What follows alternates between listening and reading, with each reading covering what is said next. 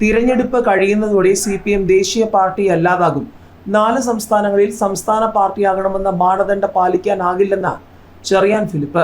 ഡൽഹിയിലെ ചെങ്കോട്ടയിൽ ചെങ്കൊടി നാട്ടുമെന്ന് പറഞ്ഞിരുന്ന CPM 4 സംസ്ഥാനങ്ങളിലെ നിയമസഭാ തെരഞ്ഞെടുപ്പ് കഴിയുന്നതോടെ ദേശീയ പാർട്ടി അല്ലാതാകുമെന്ന് ചെറിയാൻ ഫിലിപ്പ്.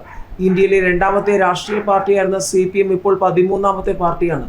ലോക്സഭയിൽ 4 സീറ്റും വോട്ട് 1.76% മാത്രം.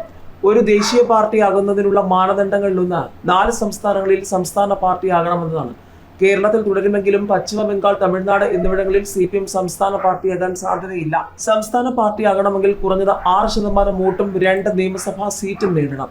3 സംസ്ഥാനങ്ങളിൽ നിന്നായി 11 ലോക്സഭാ സീറ്റും കുറഞ്ഞത് 2% വോട്ടും നേടണമെന്നതാണ് മറ്റൊരു മാനദണ്ഡം. അല്ലെങ്കിൽ 4 സംസ്ഥാനങ്ങളിൽ നിന്നായി 4 ലോക്സഭാ സീറ്റും 6% വോട്ട് നേടണം. ഈ 2 മാനദണ്ഡ പ്രകാരവും CPMന് ദേശീയ പാർട്ടിയാകാൻ കഴിഞ്ഞ ലോക്സഭാ തെരഞ്ഞെടുപ്പിന് ശേഷം അർഹതയില്ലെന്നും അദ്ദേഹം കൂട്ടിച്ചേർത്തു. അതേസമയം കേരളം ബൂത്തിലേക്ക് എത്താൻ ഇനി മണിക്കൂറുകൾ മാത്രം ശേഷിക്കെ പ്രചാരണ രംഗം ഇളക്കിമറിച്ച ദേശീയ നേതാക്കളുടെ പടയോട്ടം.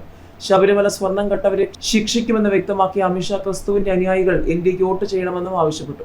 ന്യൂനപക്ഷത്തെ ലക്ഷ്യമിട്ടുള്ള ആക്രമണമാണ് FCRI ഭേദഗതി എന്നായിരുന്നു കോൺഗ്രസ് അധ്യക്ഷൻ മല്ലികാർജ്ജുൻ ഖാർഗെയുടെ വിമർശനം.